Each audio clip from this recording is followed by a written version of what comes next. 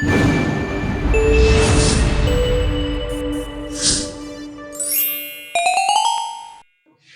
डाल लिया था कल?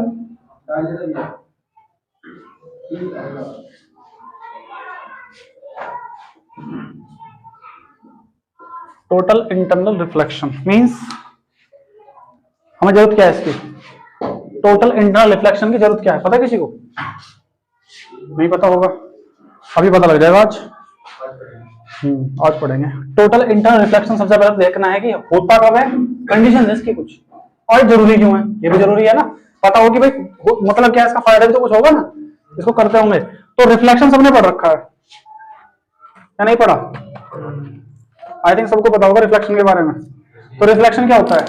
रिफ्लेक्शन होता है जो भी हमें कोई ऑप्टिक रे किसी सरफेस पे पड़ती है और पड़ने के बाद वापस चली जाती है उसी सेम मीडियम में, तो रिफ्लेक्शन तो ये है। अब रिफ्लेक्शन की बात आती है टोटल इंटर रिफ्लेक्शन। इसमें यह फर्क है कि एक्चुअल में ये रिफ्लेक्शन है और हो रहा रिफ्लेक्शन है। यहां पे जो ऑप्टिक रे की इंटेंसिटी है वो कम नहीं होती, और जबकि रिफ्लेक्शन में ऑप्टिक रे की इंटेंसिटी कम हो जाती है। कुछ समझ में आया मैंने क्या कहा? जैसे यहाँ पे ये पॉजिटिव सरफेस है, ऑप्टिक रे आई और आने के बाद चली गई, तो यहाँ की कुछ इंटेंसिटी कम हो जाएगी। सपोज कि इसके पास 100 इंटेंसिटी के पावर थी, तो वो 90 रिफ्लेक्ट होगी, 10 एब्जॉर्ब हो जाएगी। तो आपको जो इमेज मिलेगी वो थोड़ी सी डल मिलेगी। सुन गया? क्या समझ नहीं आया? उसको हम यूज करते हुए ये फिनोमेना यूज करते हैं TIR। उससे क्या होगा कि ये अगर 100 ही है तो लगभग 100 ही चली जाएगी, तो थोड़ी बहुत ही कम होगी। तो ये फायदा रहता है इसका। तो अब हमें देखना है कि भाई ये TIR कैसे वर्क करता है, होता क्या है। देखो, अगर कहीं पे कोई भी एक इंटरफेस ले लिया हमने, और चलो इंटरफेस कोई भी क्या ले लेते हैं, हम एक एयर वाटर इंटरफेस ले लेते हैं। एयर वाटर कल समझाया था मैंने तुम्हें। एयर वाटर इंटरफेस का मतलब है जो हमारा मीडियम फर्स्ट है, जो रेयर मीडियम है, दैट इज रेयर मीडियम है ना, ये μ1 है, और ये हमारा डेंसर मीडियम है। Which ever is denser medium? What is denser medium? Denser medium के मॉलिक्यूल्स क्लोजर होते हैं, दूसरे के बहुत पास होते हैं, और इसके आइसोलेटेड होते हैं। तो अगर ये हमारा वाटर एयर इंटरफेस होगा, ये वाला पॉइंट, तो इस पॉइंट पे जो ऑप्टिक रे आती है वो हमारी रेयर टू डेंसर आएगी। क्योंकि अगर ये वाटर है तो ऐसा तो है नहीं कि आप वाटर के अंदर से ऑप्टिक रे को बाहर निकालोगे, होता है ऐसा भी जनरली, लेकिन हम जनरली क्या मान के चलते हैं कि भाई रेयर से डेंसर में आ रही है ऑप्टिक रे। अगर तुम करोगे डेंसर से रेयर में जाने वाली ऑप्टिक रे तो भी कोई दिक्कत नहीं है हमें, तो भी हम चला सकते हैं। अच्छा, अब हम ये काम करेंगे कि भाई डेंसर से रेयर जाती है कि रेयर से डेंसर जाती है, ताकि हम TIR को परफॉर्म कर सके। कल मैंने तुम्हें ये बताया था कि रेयर से जो डेंसर मीडियम में आती है ऑप्टिक रे, तो वो ऑप्टिक रे कुछ ऐसा बिहेव करती है कि हमें जो रियल डेप्थ होती है एक्चुअल में वो डेप्थ दिखाई नहीं देती, हमें दिखती है अपरेंट डेप्थ। और कल मैंने इसका फॉर्मूला डायरेक्ट किया था रियल डेप्थ और अपरेंट डेप्थ का। चलो एक बार रिवाइज कर लेते हैं, क्या था? What is apparent depth? Apparent depth is equal to μ12 या 21? नो, 12। अरे फॉर्मूला ये था कि अगर हम इसको रियल डेप्थ लिखते हैं यहाँ पे, रियल डेप्थ, तो नीचे कौन आएगा? μ21 आएगा। इसको यहाँ पे ऊपर लेके जाएंगे तो 12 हो जाएगा मल्टीप्लाई करके। μ21 means μ2 upon μ1, denser medium divided by rare medium, ये था वो फॉर्मूला। तो अब इससे तो हमारा यहाँ कोई ऐसा खास लिंक है नहीं, हमें तो बस ये देखना है कि रेयर और डेंसर में कैसे काम करती है। देखो, सबसे पहले ये मैं वही फिगर बनाऊं जो एनसीईआरटी का रेफरेंस, मैं एनसीईआरटी दे सकता हूं तुम्हें। पेज एक बार एनसीईआरटी दिखाना, पेज नंबर बता दूं, वहां से पढ़ लियो, खोल के देखो TIR कहां है। पहले 3-4 पेज में होगा, बुक के पहले 3-4 पेजेस में होगा ऑप्टिक रे। चलो मुझे दिखाओ total internal reflection, page number 320 page 320 पे फिगर है, समझ लेना वहां पे अच्छे से। अब मैं यहाँ बना रहा हूँ, वहां घर जाकर समझ लेना, अभी तुम बनाइए उसको अच्छे से। देखो, स्केल अपने साथ रखो जब तक तुम चैप्टर को पढ़ रहे हो। एक ऑब्जेक्ट यहाँ मान लिया मैंने रखा हुआ, ये ऑब्जेक्ट यहाँ रखा है, और यहाँ से ऑप्टिक रे चली है, तो ये ऑप्टिक रे कहां से कहां जा रही है? Denser to rare medium. अगर कोई ऑप्टिक रे सीधी जाती है तो याद करो क्या होता है उसके साथ। अगर कोई ऑप्टिक रे परपेंडिकुलर आती है, परपेंडिकुलर आएगी इस पे, इस इंटरफेस पे परपेंडिकुलर आएगी, तो ये नॉर्मल होगा, और नॉर्मल पे आने वाली नॉर्मल से ही निकल जाती है सीधी, बिना किसी डेविएशन के। अच्छा, एक ऑप्टिक रे चली है यहाँ से और ये ऑप्टिक रे इस पॉइंट पर यहाँ तक, यहाँ पर आने के बाद तो यहाँ जाके क्या हुआ, व्हाट यू थिंक, क्या ये ऐसे जाएगी? ये ऐसे तो नहीं जाएगी, तो क्या जाएगी फिर? ये जाएगी अवे फ्रॉम नॉर्मल, थोड़ी सी दूर हट के चली जाएगी। ठीक है, अगर इसको थोड़ा सा और बढ़ा दिया जाए तो क्या होगा, ऐसे जाएगी क्या? क्या होगा? ये दूर हटेगी, अब भी और दूर हट जाएगी, तो पहली वाली से और ज्यादा बैंड होगी। अगर मैं ये बोलूं कि ये ऐसे गई है तो ये पहली से थोड़ी सी और ज्यादा बैंड होगी। अगर एक थोड़ा सा हम और इसको इंटरफेस को बड़ा कर ले और मैं ये कहूं कि इस इंटरफेस पे एक और ऑप्टिक रे आई है, इस इंटरफेस पे एक और ऑप्टिक रे आई है और यहाँ पे आई है इस पॉइंट पे, तो यहाँ पे आपको क्या लगता है, ऐसे तो जाने का कोई चांस ही नहीं है, ये चली जाएगी? ऐसे तो नहीं जा सकती। तो ये इस पर्टिकुलर एंगल पे जितना हम इसको बढ़ाते रहेंगे तो ये ऑप्टिक रे उतनी बैंड होती रहेगी, इधर दूर से चली जाएगी। तो ये जो ऑप्टिक रे है इस बार ये इसके पैरेलल हो जाएगी, मतलब इंटरफेस के पैरेलल। अब ये कहां जा रही है मुझे कोई बताएगा? क्या ये दूसरे मीडियम में जा रही है? ये दूसरे मीडियम में भी नहीं जा रही। क्या ये इस मीडियम में वापस लौट रही है? नहीं। तो इसका हो क्या रहा है एक्चुअल में? इसका कुछ नहीं हो रहा, सरफेस के साथ अलाइनमेंट हो रहा है बस, ना तो ये रिफ्लेक्ट हुई ना ये रिफ्लेक्ट हुई, ये यहाँ पे एब्जॉर्ब होगी, ये समझ सकते हो कि नहीं? एब्जॉर्ब होगी ना ये, तो कंप्लीटली एब्जॉर्ब होने का मतलब है कि अगर मैं यहाँ पे ये कहूं कि भाई ये आपका नॉर्मल है और ये नॉर्मल से दूर हट गई, सीधा बनाया मैंने, थोड़ा सा तिरछा है,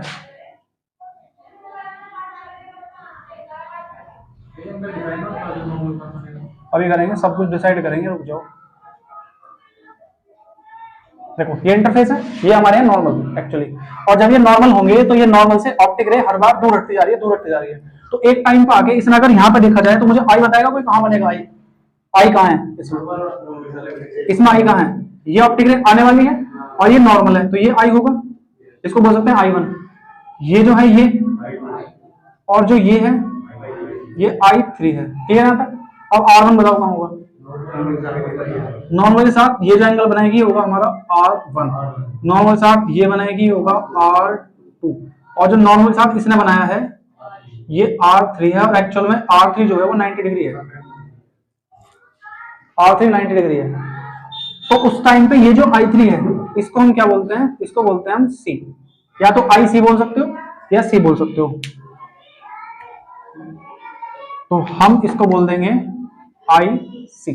So I3 here, I3 is equal to IC. What is IC? IC is critical angle. So what is critical angle? How can you define it? क्या तरीका तुम्हारे पास डिफाइन करने का इसको? IC हमारा क्रिटिकल एंगल है, तो हम इसको डिफाइन कैसे करेंगे?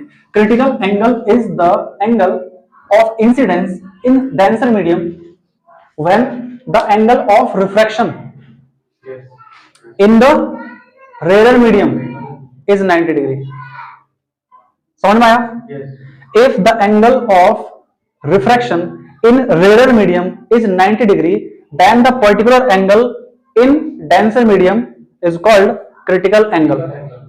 It is possible when the optic ray is going from denser to rarer only.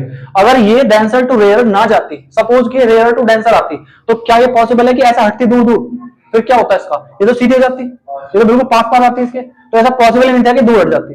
अगर ये उस दूसरे वाले मीडियम में जाने के बाद ऑप्टिक रे दूर हटती है, तभी ये पॉसिबल है कि ये इसके अलाइन हो जाए और ये 90 डिग्री हो जाए। अदरवाइज ये पॉसिबल नहीं है कि अगर आप रेयर से डेंसर भेजोगे कि ये दूर हट जाएगी। क्लियर है? So TIR is only possible when the optic ray is going from denser to rare medium. This is the first condition. Second condition is कि अगर ये ऑप्टिक रे इसमें एंगल को बड़ा बनाना चाहती है या 90 डिग्री करना चाहती है, तो उस टाइम पे इसका एंगल क्रिटिकल एंगल होना चाहिए।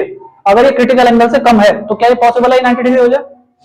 तो क्रिटिकल एंगल एक ऐसा फिक्स एंगल है जिस पे जाके 90 डिग्री बन जाएगा। अब एक कंडीशन सपोज करो कि आपका ये एंगल क्रिटिकल एंगल जो है इससे भी ज्यादा कर दूं मैं, तो क्या होगा? इसको यहां से हटा देते हैं, क्रिटिकल एंगल में ऊपर लिख देता हूं यहां पे IC इज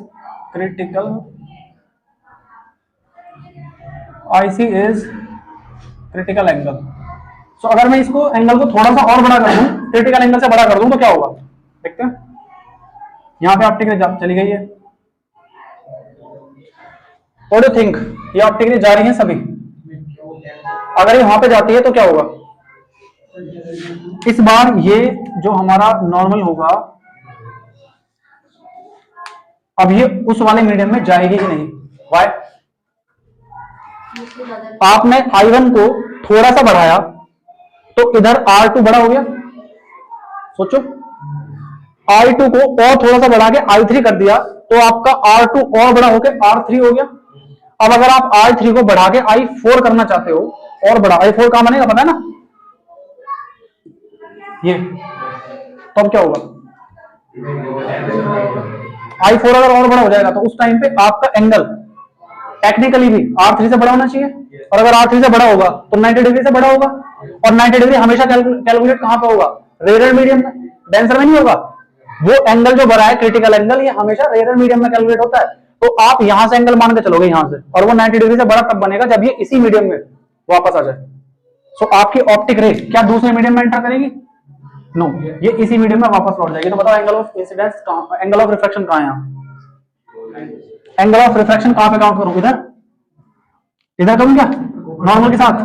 अगर मैंने नॉर्मल के साथ इधर कर दिया तो क्या दिक्कत है? क्या दिक्कत बताओ? अगर मैं, हाँ यस, अगर मैं इसी नॉर्मल के साथ कर दूं तो ये नॉर्मल तो इसी मीडियम के लिए ये था, इसी मीडियम में हो जाएगा। Then that is called reflection, but it is total internal reflection. इसमें यही फर्क होता है कि आप जो एंगल काउंट करते हो, angle of reflection, angle of refraction, वो सेकंड मीडियम में काउंट होता है, इसमें नहीं, क्योंकि है तो एक्चुअल में रिफ्रैक्शन ही ना, कर तुमने रिफ्लेक्शन दिया तो इसको हम बोलेंगे R4, and here R4 is greater than 90 degree, ये R3। Clear? So when TIR happens, अगर क्वेश्चन आपका आता है कि what are the conditions when TIR happens, क्या लिखोगे? दो कंडीशन है। First of all, optic ray should go from denser to rare medium. Second, your angle of incidence should be greater than critical angle for the ray to be reflected in the same medium, being reflection instead of refraction। आपका refraction होना था, लेकिन होगा क्या, हो गया reflection. ऐसा कब पॉसिबल हुआ? जब आपका एंगल क्रिटिकल एंगल से बड़ा हो। और ये हमारे बहुत इंपॉर्टेंट है, इसके बहुत सारे एप्लीकेशंस पढ़ेंगे हम, जिनको इसको लेके हमने यूज कर लिया। जो भी हमारे पास नेचुरल फिनोमेना होती है, तो आदमी इतना तेज है कि हर एक फिनोमेना का कुछ ना कुछ फायदा अपने लिए ढूंढ लेता है।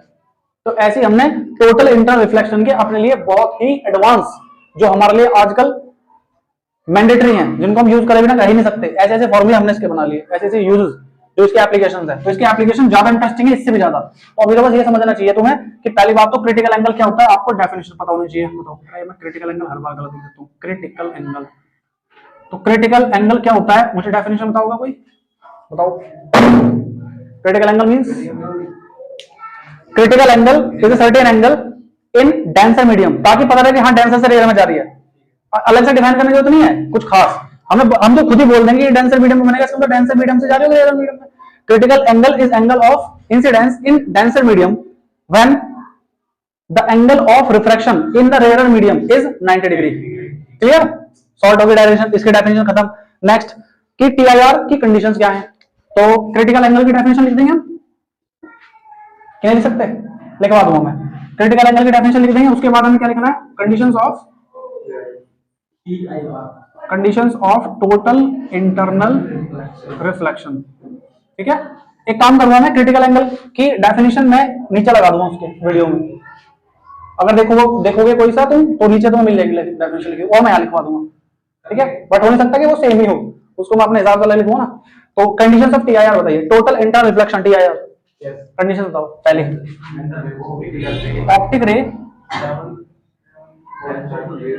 Optic ray should go from denser to rare medium. Second, angle of incidence, angle of incidence in, वो हम ऑलरेडी लिख चुके हैं, डेंसर से रेयर में जाते कि दोबारा क्यों लिखेंगे। तो angle of incidence means I should be greater than IC। 90 degree नहीं, 90 डिग्री तो वो वाला एंगल है, वो वाला एंगल ऑफ रिफ्रैक्शन। तो यहाँ पे जो आपका एंगल ऑफ इंसिडेंस है that should be greater than critical angle. So what is critical angle? Critical angle हम यहाँ डिफाइन कर चुके हैं. क्लियर? क्रिटिकल एंगल से पर्टिकुलर एंगल होता है जिस पर हमारा R3 जो है वो 90 डिग्री होगा. तो 90 डिग्री से बड़ा ही हो जाएगा, तो उस टाइम पे आई सी से बड़ा आई हो जाएगा हमारा एंगल ऑफ इंसिडेंस. ये दो कंडीशंस है. फिर बात आती है कि TIR क्या है. तो हम टी से में लिखेंगे डेफिनेशन ऑफ TIR. तो इनकी दो की डेफिनेशन है क्रिटिकल एंगल की, और ये हमारी कंडीशंस है. सो what is the definition of TIR? TIR is an optical phenomena. Optical means light की. Optical phenomena in which what happens? In which the light travels from denser medium towards rarer medium, but that do not cross the interface. Why? Because the angle of incidence in denser medium is greater than the critical angle. So the optic ray cannot cross the interface and it reflects in the same medium. So being refraction, there is reflection, and this phenomena is called total internal reflection. Why it is called total internal reflection? Because intensity is also changing 100% towards the same phase. आपकी जो intensity है optic रे की वो भी वापस आ रही है उल्टी होकर. ये नहीं कि वो कुछ ऑब्जर्व कर रहा है इसमें, जबकि ये काम कहां होता है? रिफ्लेक्शन में होता है. क्लियर है? और यहाँ पे क्या हो रहा है? टोटली आपकी ऑप्टिक रे चेंज होगी. टोटली यहाँ पे होता तो है लॉस, लेकिन वो लॉस कैसा होता है? नेग्लिजिबल है. उसको हम छोड़ सकते हैं. Formula for critical angle.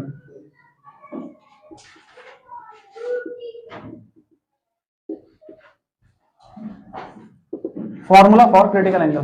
Critical angle का अगर फॉर्मूला डायरेक्ट करना है तो कैसा करेंगे? सभी ने स्नेल्स लॉ पढ़ रखा है? रिवाइज कर लेते हैं दोबारा. स्नेल्स लॉ अप्लाई करने के लिए आपको एक कंफर्म पॉइंट लेना चाहिए इंटरफेस के ऊपर. उस पॉइंट से ऊपर कोई और मीडियम होगा, उस पॉइंट से नीचे कोई और मीडियम होगा. हो सकता है लेफ्ट और राइट में मीडियम हो पॉइंट के. तो पॉइंट के एक तरफ जो मीडियम होगा उसमें हम एंगल लेंगे. एंगल का साइन फंक्शन, जो भी हमारा एंगल उस टाइम में नॉर्मल के साथ बन रहा होगा. और दूसरा क्या लेंगे उसमें लेंगे हम मीडियम का रिफ्रैक्टिव इंडेक्स, और मल्टीप्लाई करके दूसरे मीडियम के साथ इसी चीज को कर देंगे. तो उससे हमें पता लग जाएगा कि हमारा स्नेल्स लॉ क्या कहता है. तो यहाँ पे कुछ पॉइंट्स बना लेते हैं कि इस पॉइंट का नाम रख लेंगे, कुछ नाम रख लेंगे P Q R S. अपने फिगर में ड्रॉ कर लेना, अभी नहीं बाद में. तो मैं जो फाइंड कर रहा हूँ, क्या फाइंड कर रहा हूँ? Critical angle. तो अगर हम क्रिटिकल एंगल फाइंड करेंगे तो क्रिटिकल एंगल फाइंड करने के लिए किस पॉइंट पर आना चाहिए Snell's law?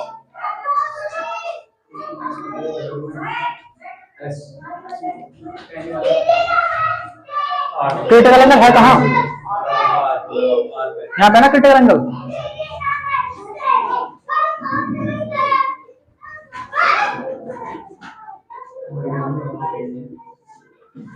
Snell's law at point R. Do it.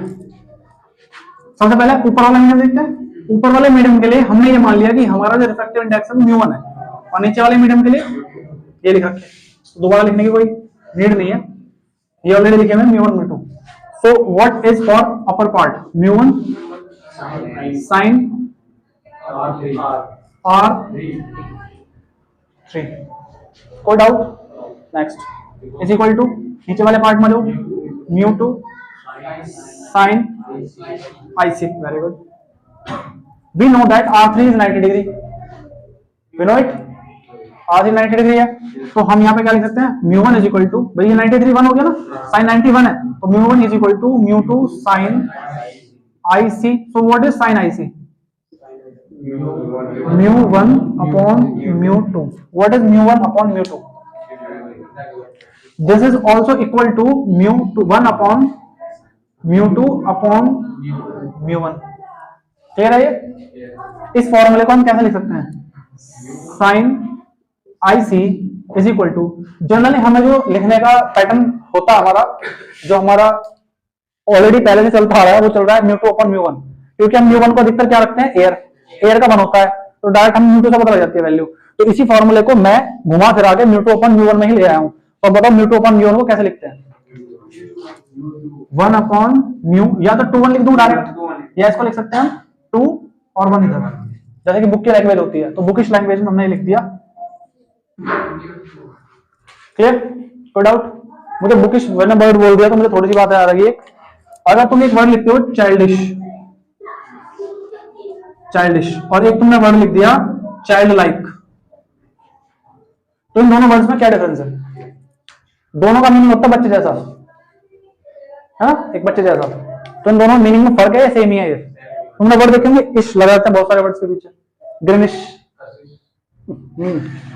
कशिश नाम है, ग्रीनिश, ग्रीन इश, ग्रीन ग्रीन जैसा हरा हरा। तो यहाँ पे चाइल्डिश है। चाइल्डिश का मतलब बताओ? चाइल्डिश का मतलब होता है एक तरह से ऐसा आदमी जो बच्चों वाली हरकत कर रहा है और वो कुछ स्टूपिडिटी शो हो रही है वहां पे, है ना, कि क्या बचकाना हरकत है तुम्हारी, इसको हम बोलेंगे चाइल्डिश है तुम करते हो। और चाइल्ड लाइक, चाइल्ड लाइक होता है जो इनोसेंट हो, जो बच्चे जैसा ही है वो इसका, है ना, बहुत ही सीधा सरल सा इंसान, मंद बुद्धि नहीं, इनोसेंट। मंद बुद्धि को तो अलग ही बोलेंगे हम, उसका तो वर्ड ही अलग यूज है। मैं इसके लिए बोलूं चाइल्ड लाइक होता है ना, कोई आदमी बिल्कुल बच्चे जैसा बिहेव होता है, बहुत ही सॉफ्ट आवाज होती है, तो उसको हम चाइल्ड लाइक बोलेंगे। चाइल्डिश किसको बोलेंगे? जिसकी बचकाना हरकतें होंगी, तुम ऐसा करते बच्चों से काम करते तुम।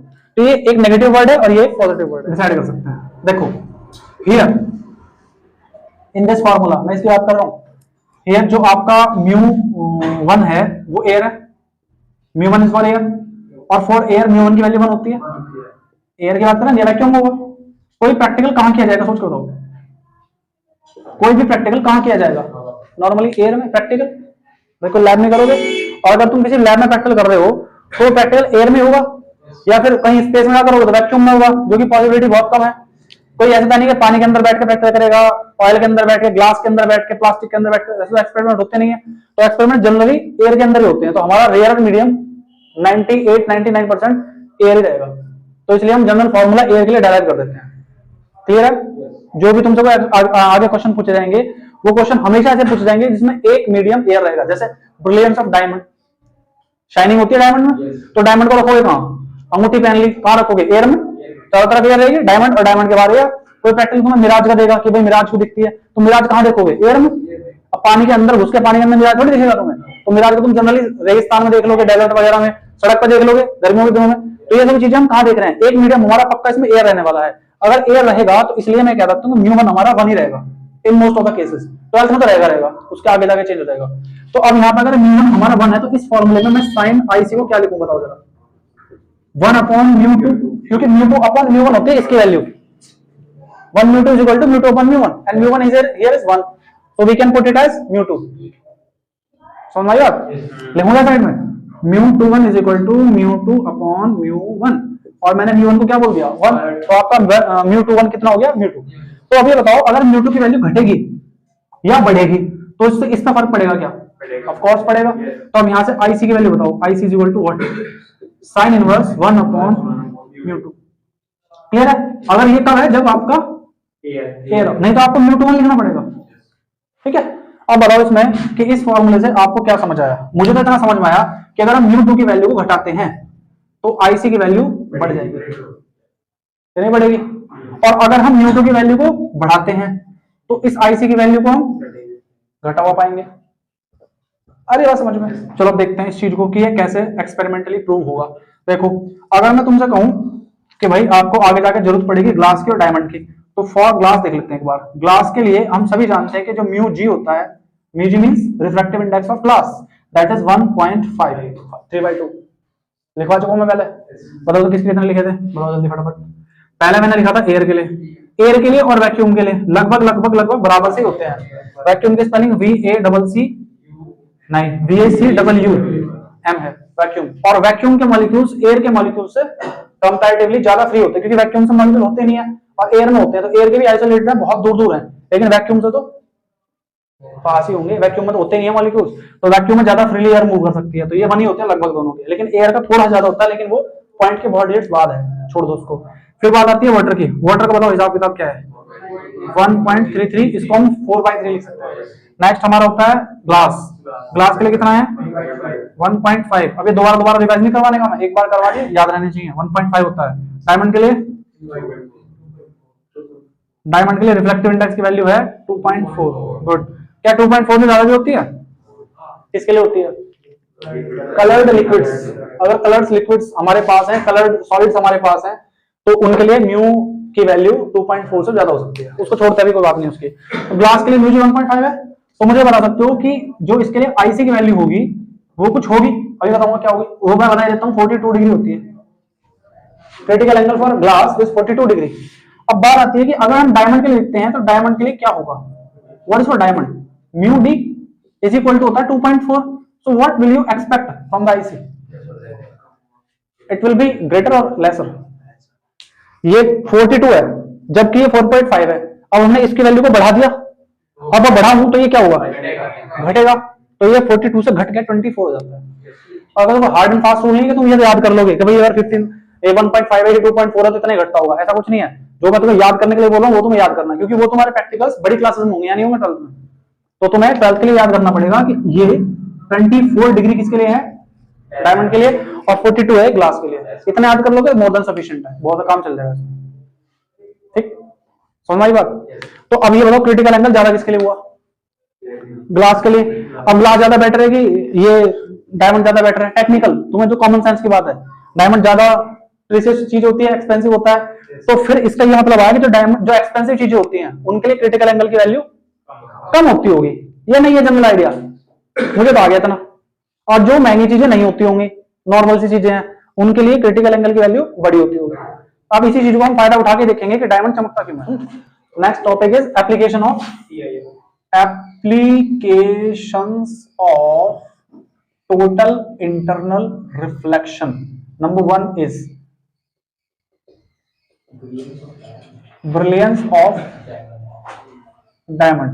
In this topic we will study that why diamond shines, क्या रीजन क्या उसके पीछे।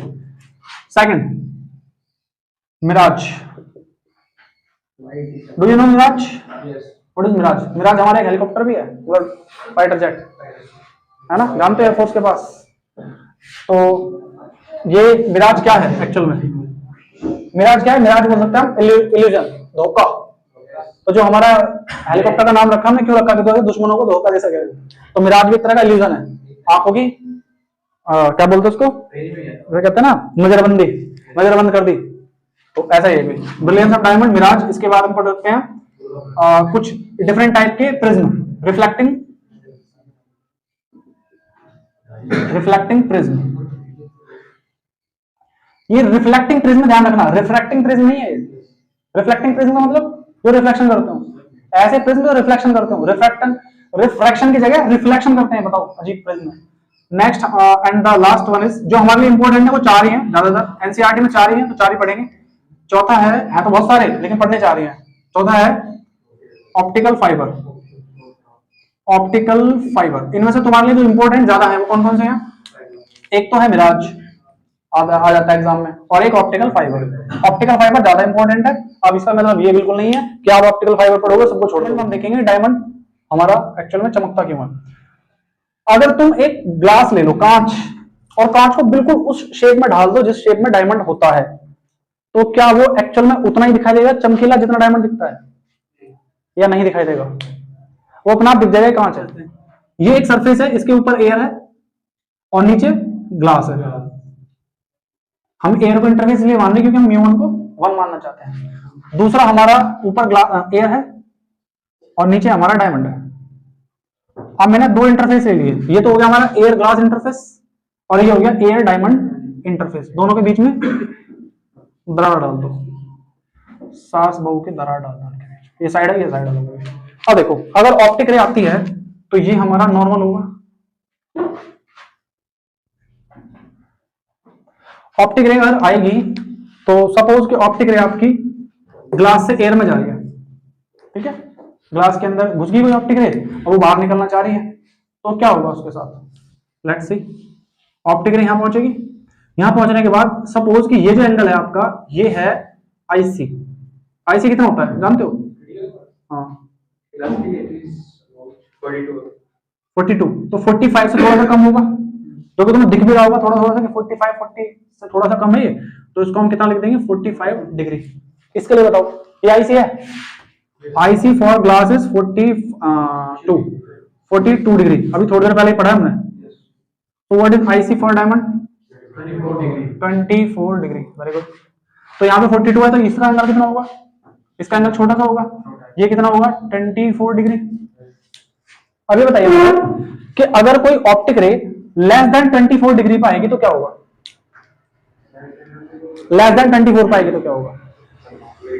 हमने क्या पढ़ रखा है कि अगर कोई ऑप्टिक रे क्रिटिकल एंगल से ज्यादा एंगल पाती है तो रिफ्लेक्ट हो जाती है, उल्टी आ जाती है वापस, टोटल इंटरनल रिफ्लेक्शन हो जाता है. So total for total internal reflection the optic ray should incident on the angle greater than critical angle.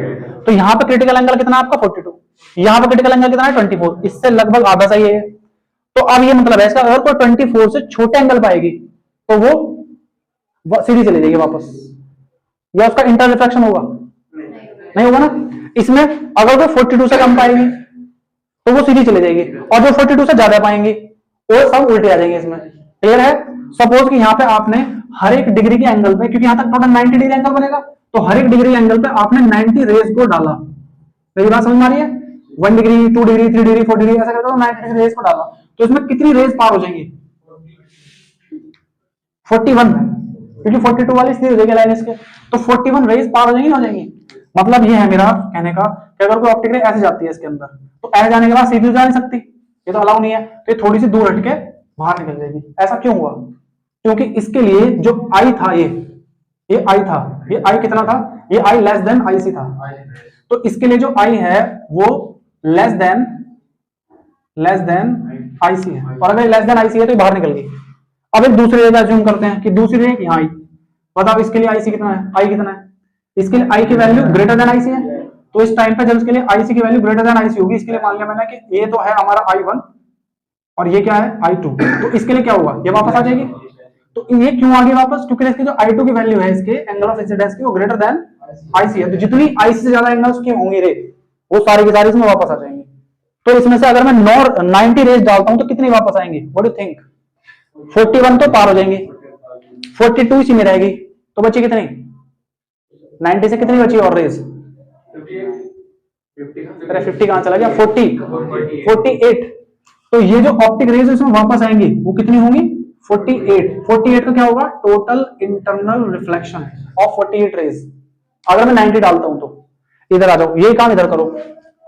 इसमें अगर कोई ऑप्टिक रे यहां से आगे पड़ती है तो वो ऐसे तो जाएगी नहीं, तो वो थोड़ी सी दूर हट जाएगी.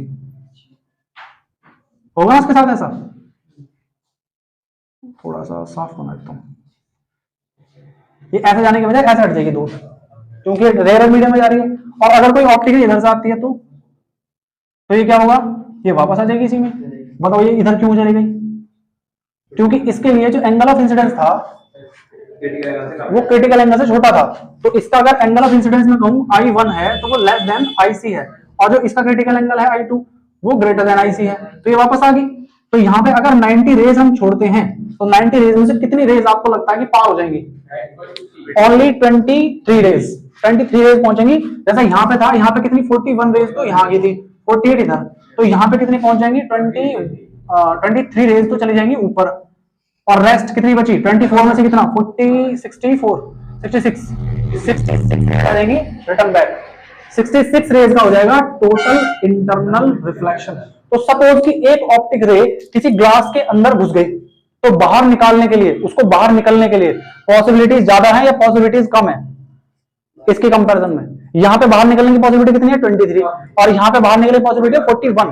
तो इसकी जो ऑप्टिक रे जो इसके अंदर जाएंगी, एंटर करेंगी, वो बाहर जल्दी निकल जाएंगी, क्योंकि इसमें 48 रास्ते हैं समझ लो. और इसमें अगर कोई ऑप्टिक रे जाएगी तो वो बाहर निकलने के रास्ते बहुत कम है, इसकी कंपैरिजन में आते हैं. दूसरी बात, जो इसमें ऑप्टिक रे आ रही हैं उनका क्या हिसाब किताब है कि इसमें आने वाली ऑप्टिक रेज का मैक्सिमम का टोटल इंटरनल रिफ्लेक्शन हो रहा है, जो कि डायमंड के अंदर एंटर करेंगी. उनमें से कितनी? सोच कर बताओ कितनी? बस 24, यानी कि 23, केवल 23 तो पार निकलेंगे. तो जो 23 एंगल से कम, 24 एंगल से कम पाएंगे, बस वे तो जा सकती हैं उसके पार, और जो 24 से 90 के बीच में है वो सभी इसमें वापस आ जाएंगे. इसका क्या होगा? इसमें केवल वे आ सकती हैं जो 24 से बड़ी हैं. क्लियर है? तो जरा सोच के बताओ इसकी रेंज क्या हुई? इसकी रेंज क्या हुई जो इसमें वापस आएंगे? इसकी रेंज है कि एंगल आपका 42 से तो बड़ा होना चाहिए और 90 तक होना चाहिए, यही तो रेंज है इसकी. इसकी रेंज देखो, इसकी रेंज क्या है? इसकी रेंज है 24 से स्टार्ट हो जाएगी और कहां तक चलेगी, 90 तक चलेगी। अब सोच के बताओ इसकी रेंज बड़ी है कि इसकी रेंज बड़ी है, इसकी रेंज ज्यादा है, तो इसका मतलब है इसमें जो ज्यादा लाइट कैप्चर करेगा ये, उन ज्यादा लाइट को ये टीआईआर में भेज देगा, यानी कि बस उनसे वापस नहीं निकल पाएंगे। और इसकी एक तो रेंज कम, यानी कि ऑप्टिक रे ही कम जाएंगे इसमें टोटल इंटरनल रिफ्लेक्शन होने के लिए, और अगर हो भी गया तो वो जल्दी बाहर निकल जाएंगे। 41 रास्ते हैं, इसमें क्या है, पहले तो रेंज ज्यादा, यानी कि ज्यादा कलेक्ट कर लेगा अपने अंदर, टोटल इंटरनल रिफ्लेक्शन करा देगा, और जब हो जाएगा रिफ्लेक्शन उसके बाद निकलने में दिक्कत है उन्हें, क्योंकि केवल 23 पार्ट ही बाहर निकलेगा 90 में से। समझ में बात, फोर्थ पार्ट समझ लो उसको। तो अब अगर इतना सारा, हाँ, तो अब अगर इतना सारा पार्ट हमारा इसके अंदर कलेक्ट हो जाएगा तो ये ज्यादा शाइन करेगा और ये कम शाइन करेगा। रीजन समझ में आया? क्या आप इसे अपने घर से लिख सकते हो इसके बारे में थोड़ा बहुत है? वैसे मैं लिखवा दूंगा, मैं साइड में इसके वो चला दूंगा डेफिनेशन इसके कि लिखना कैसे है, बट फिर भी तुम्हें समझ में आया ये डाउट है? एक ऑप्टिक रे डायमंड के अंदर जाके अगर सेम शेप के होंगे, एक ग्लास और एक डायमंड, तब भी डायमंड में ज्यादा शाइन क्यों करती है? क्योंकि डायमंड का मटेरियल अलग है, डायमंड के मॉलिक्यूल्स पास पास हैं, ग्लास के मॉलिक्यूल्स उसके कंपेयर में दूर दूर हैं। अगर डायमंड के मॉलिक्यूल्स पास पास होंगे तो डायमंड क्या कैसा बिहेव करेगा? ए डेंसर मीडियम का बिहेव करेगा, so that will be denser then glass. In case of glass and diamond, which one is rarer? Glass is rarer medium and diamond is denser medium, and we know that for denser medium the mu is greater as compared to rarer medium. So in glass and diamond, which one has greater refractive index? Diamond. Why? Because the molecules of diamond are closer than glass. Clear है कि doubt है कुछ? कोई doubt नहीं है? तो हमारा refractive index ज्यादा क्यों है? क्योंकि मॉलिक्यूल्स पास पास हैं। उससे क्या होगा? उससे होगा कि उसका जो आईसी होगा वो घट जाएगा, और आईसी अगर घट जाएगा तो हमारे लिए बेनिफिशियल है।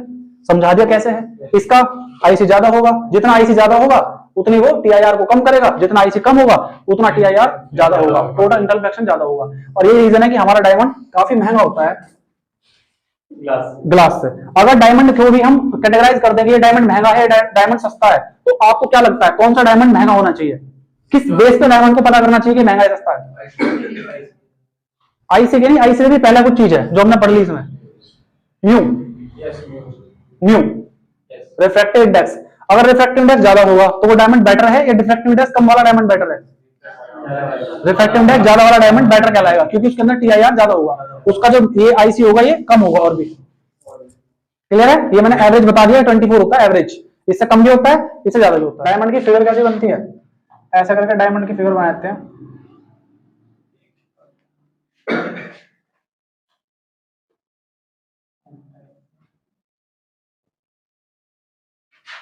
मेरे हिसाब से सबने देखा ही होगा डायमंड तो।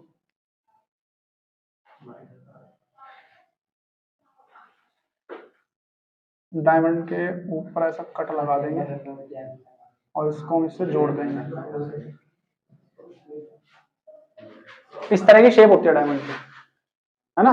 डायमंड जो नॉर्मली काटते हैं, क्योंकि ये तो चला जाता है पार्ट अंगूठी के, या जहां भी कुछ जगह होगी, अंगूठी में जगह होती है ना वो बीच में रखने की, वो तो उसमें चला जाएगा और ये बाहर से शाइन करेगा। तो ऑप्टिक रे जो आती है वो ऑप्टिक रे ऐसा आगे पड़ती है और बस इसके अंदर घूम घाम के रह जाती है, बाहर निकल ही नहीं पाती। तो नहीं निकल पाएगी तो क्या होगा? सुबह की घुसेगी और शाम तक रास्ते ढूंढती रहेगी। तो आपका डायमंड अगर एक बार धूप में चला गया तो लंबे टाइम तक, रात तक भी शाइन करेगा। ग्लास थोड़ी देर में निकाल देगा।